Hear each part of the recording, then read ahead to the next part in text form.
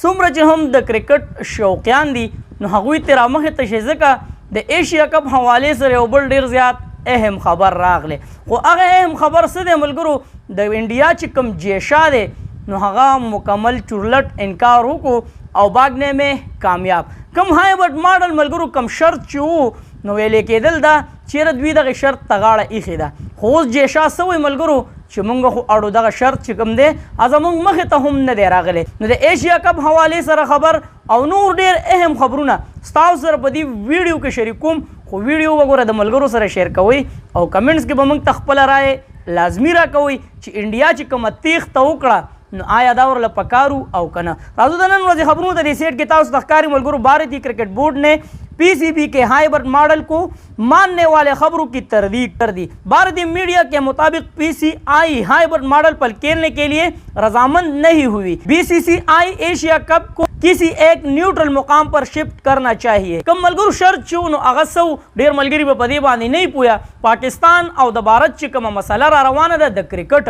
और खो क्रिकेट के दा मसले न ख्वन गई और न बगे मगे तरावस्तल पकार दी चेहरा तबदा शर्क दे और जबदा शर्क दम न मलगुर हगस शर्तु हाइब्रिड मॉडल ची कम शर्तु न हगदा शर्तु चेहरा पाकिस्तान ورته دا ویل چې مونږ بس تاسو چې کم میچونه دي अब مونږ په بهر ملک کې وکړو باقي چې کم ایشیا کپ دی مونږ ته میزباني میلاو شوې ده نو دا به مونږ په پاکستان کې وکړو هغوی ویل چې نه دې ته اړو تیارېدل نه بیا ورته پاکستان دا خبره وکړه چېرې څلور میچونه به مونږ په پاکستان کې وکړو او باقي چې کوم دي هغه په دوبۍ کې وکړو نو دا ویلی کېده چې یاره دغه شرط ته انډیا والا غاړه ایښودې وه خو په څه خبره باندې چېرې تاسو به مونږ سره دستخط کوئ چې کوم را روان ورلډ کپ دی په بهارت کې نو تاسو به مونږ سره دا واده کوئ چېرې مونږ به بهارت ته درځو ځکه پاکستان دی چې تاسو ایشیا کپ ته نه راځئ نو مونږ به بهارت ته نه درځو نو هغوی ورته ویل چېرې تاسو به مونږ سره دستخط کوئ خو بیا ورته پاکستان دا خبره مخې ته کېښوده چې ته به په دې خبره دستخط کې چې کومه را روانه چیمپیون ټرافي ده په پاکستان کې نو تاسو بیا پاکستان ته راځئ نو غالبا چې دا خبره خوښه نه شوه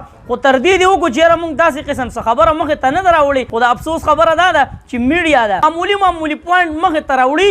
او هغه مونږ ته شو کوي نو اوس یې دوی تردید وکړو صدر ایسوسیएशन काउंसिल ACC जेशा का कहना है कि एशिया कप के मुस्तकबिल के लाहे अमल की तैयार के लिए मेंबरान के साथ बातचीत करेंगे। वाज़ेह रहे कि इससे कबल खबर सामने आई थी कि एशिया कप क्रिकेट टूर्नामेंट में शिरकत के लिए भारतीय क्रिकेट बोर्ड ने पाकिस्तान के हाइब्रिड मॉडल की तजवीज़ मान ली थी। اول دا خبرونه راتله چې یاره دوی شرط دی نو دا دوی منلی وو خو انډیا والا دا خبره کوي چې یاره سریلنکا ته چې کوم ایشیا کپ دی نو هغه دې منتقل کړی شي خو ډېره د افسوس خبره ده ملګرو چې د کرکټ نه انډیا والا د انا مسله جوړه کړه څنګه چې تاسو ته ما مخکې ویډیو کې ویلو چې پکار پاکستان لو چېرې هغوی شرطونه کېښوده پاکستان ترې وروسته کېدی ځکه د انډیا حوالې څه دا راځي چېرې یو تکړه ټیم دی یو بهترین ټیم دی نو د هغې باوجود هم د پاکستان کرکټ ټیم نه یریږي نو دا د افسوس مقام دی بل چې کوم اهم خبر دی ملګرو نو هغه د چا حوالې سره دی د شاهین شاه آفریدي حوالې سره چې کوم په انګلینډ کې لیګ روان دی نو په هغې کې د شاهین شاه آفریدي چې کوم کوچ دی د کوم ټیم کوچ دی نو هغه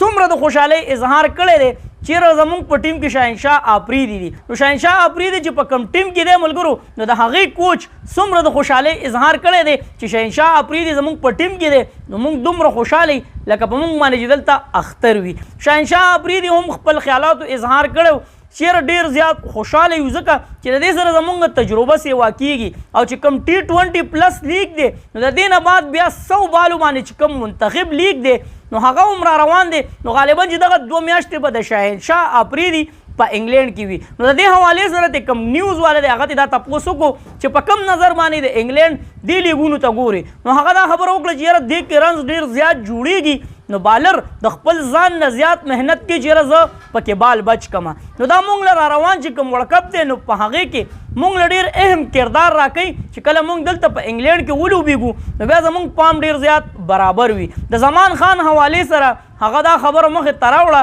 چې په 15 میاشتو کې چې زمان خان کم کردار ادا کو نو هغه دا ثابت کړه ټولې دنیا ته چې زه یو بهترین بالر یم بیا زمان خان ته خلک ولې دومره خوشحالي او هغه له ترجیح ورکوي د دې وجې چېرې زمان خان چې کوم لاست اوور دی په T20 کې نو دا ډېر سخت اوور وي د بالر دپاره دا یو کړه امتحان وي چېرې دا اخیری اوور بچ کي خو زمان خان په دې باندې ومنلی شو چې کوم اخیری اوور دی نو هغه زمان خان بچ کړي. نو د دې وجې په 15 شپږو 9 میاشتو کې دې الګ داسې کردار ادا کو چې نن وګورئ انګلینډ چې کوم غټ لیګونه دي نو په هغې کې زمان خان منتخب کیږي. بل چې کوم اهم خبر دی ملګرو نو هغه د سیټ کې تاسو ته ښکاري پاکستان کرکټ بورډ کې نئی سلیکشن کمیټي. نو په هغه نئی سلیکشن کمیټي کې چې کوم دی یو پکې هارون رشید دی، یو کې میکی آتر دی، یو پکې ګرینډ برینډن دی او حسن چیما. نو دا چې کوم نوی سلیکشن کمیټي ده نو تاسو ورته په کم نظر باندې ګورئ آیا دا ټیم ټیک دی او که نه. د زیمبابوې او د پاکستان حوالې سره هم اخیری چې کوم میچ وشو